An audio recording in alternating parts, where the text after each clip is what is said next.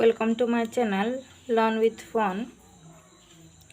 Today we will discuss about vindication of rights of women, which is written by Mary Wollstonecraft. This is a note on the first chapter, the rights and involved duties of mankind considered. This is the first chapter of a vindication of rights of women.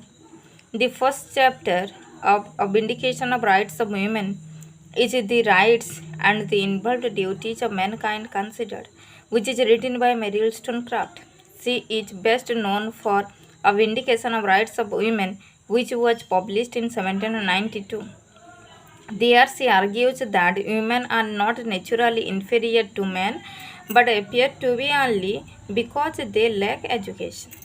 In chapter 1, the rights and involved duties of mankind considered, Wollstonecraft describes some general principles. She identifies reason, virtue, knowledge as the elements that distinguish the individual. When the book was published, the French Revolution was still in progress and America was experimenting with setting up a democratic republic, a new constitution and a bill of rights. Wollstonecraft connects her arguments with the philosophers and politics of those recent events. So she brings with the idea that reason, virtue, knowledge are vital qualities. In fact, her entire first chapter focuses on broader ideas about society and monarchy.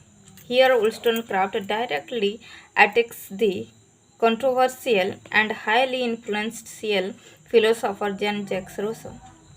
She refers to him as against God. Again, she targets on Rousseau's claim that women are by nature inferior to men with respect of those capacities that ground equality, namely reason, independence, and virtue. Secondly, his claim that women's equality would subvert social order. Wollstonecraft highlights the following discriminations between men and women in the society.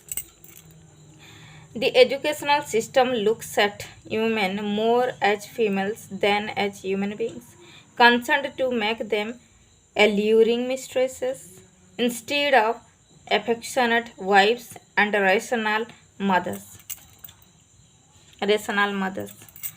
Second, the education system makes women more concerned about romance than about nurturing their abilities and virtues. Wollstonecraft says that women should be treated as rational creatures. In this society, women are already physically dependent upon men, and there is no need to increase this independence by prejudices that give sex to virtue.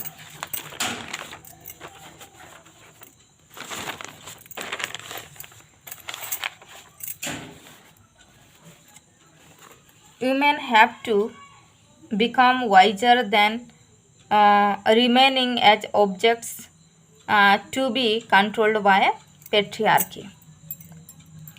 Wollstonecraft has concluded that the neglect of women's education has resulted in great misery. So Wollstonecraft gave more emphasis on women education. You got it from these notes.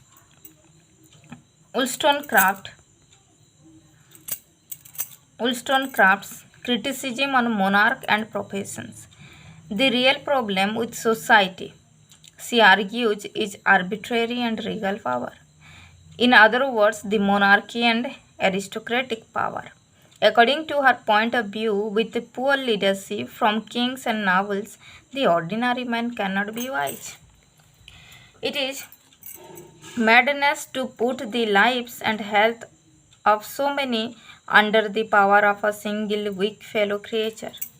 She also criticizes professions in which great subordination of rank constitutes its power, calling them highly injurious. injurious to morality. As example, she cites a standing army, sailors, and naval gentlemen, even the clergy and the rules of passion for gentlemen. She points out that the character of every man is in some degree formed by his profession and argues against a society filled with professions that force men to look foolish. Moreover, in this first chapter, Wollstonecraft tackles some of the major reasons why women are subjugated.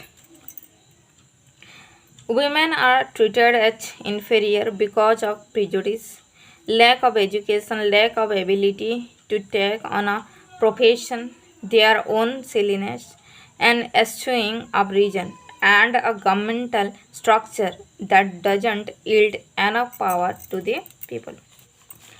Through society's mandate that they render themselves attractive before all else, women become ridiculous, immoral, and worthy of disapprobation. Women have a soul just as men do, and if the soul is unsexed, as she argues, then both sexes have a capacity for reason and should endure the exercise it to exercise it. Wollstonecraft says that if women have souls, then there should be no fundamental difference between men and women in pursuing and attaining virtue. So finally, she concluded what?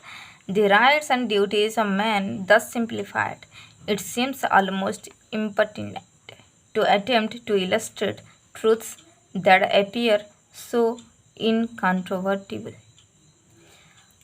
I hope this note will be helpful to you. Thank you. Like, subscribe, and share my channel.